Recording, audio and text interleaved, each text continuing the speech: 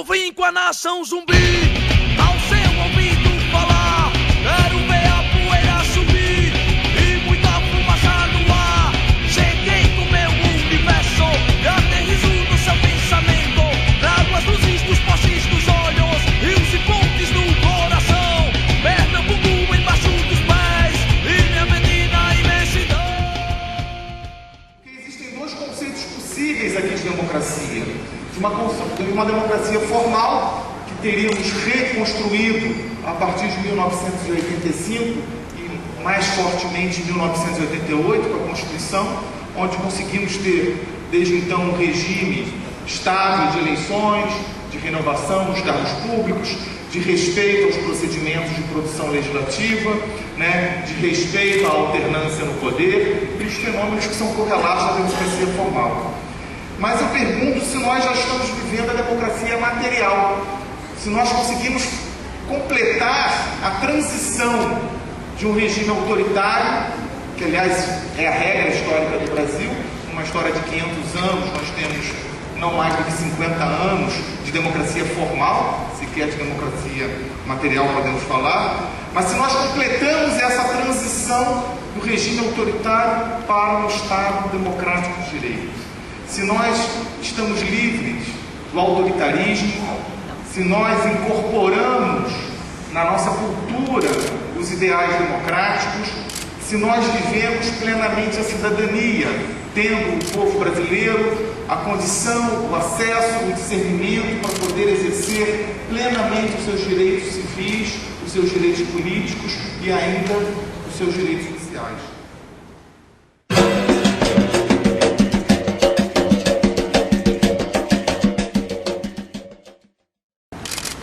São valores que a própria Organização das Nações Unidas, a ONU e a Corte Interamericana de Direitos Humanos têm fixado como os elementos reputados essenciais para que se consuma uma transição de um regime autoritário ou de um período de guerras civis para uma democracia material, uma democracia efetiva.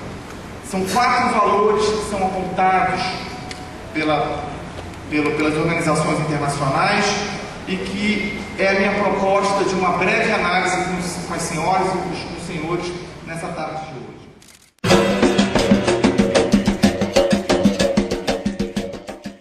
O fenômeno chamado da justiça transicional pressupõe, primeiro, o conceito de verdade.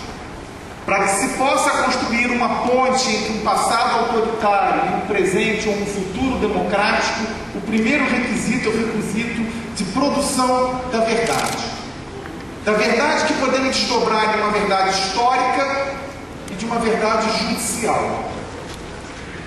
Verdade que pressupõe abertura de arquivos, que pressupõe transparência, que pressupõe discussão, que pressupõe autocrítica, que pressupõe conhecimento. Quando nós nos deparamos com a política do Estado brasileiro, ou dos governos brasileiros que se sucederam desde o regime autoritário, nós percebemos claramente que o país não adotou as providências pertinentes à construção desse primeiro requisito, que é o requisito da verdade. O Brasil não experimentou sequer iniciativas de verdade histórica, sequer iniciativas de verdade judicial.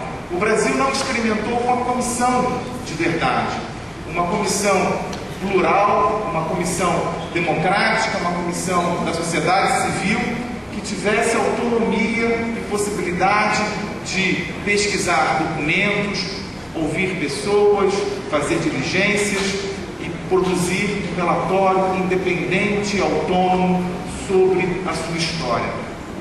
Muito menos o Brasil conheceu iniciativas do próprio Ministério Público ou de qualquer outra instituição judicial de produção da verdade judicial, de apuração, de investigação dos fatos, das suas circunstâncias, dos crimes, das suas autorias.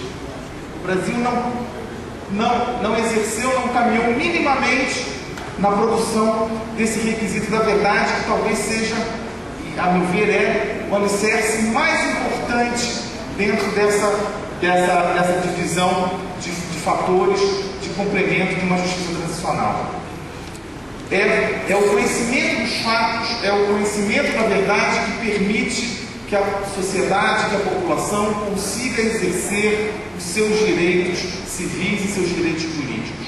Se ao povo brasileiro é subtraído o direito de conhecer a sua história, não só a história mais próxima, a história da ditadura militar, mas a história também um pouco mais remota, se ao povo brasileiro é imposto o segredo, o silêncio sobre esse passado, como ele pode saber discernir, inclusive na política atual, quem é quem estava ao lado da democracia, quem não estava, quais são os procedimentos, por que significa a tortura, o que significa a discriminação política, o que significa qualquer forma de discriminação no exercício de direitos.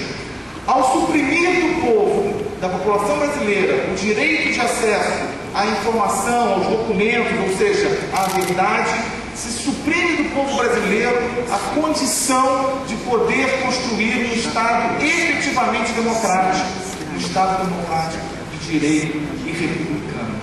Enquanto não superarmos essa fase, nós continuaremos brincando de que fazemos política, de que conhecemos as biografias, de que conhecemos a história desse país.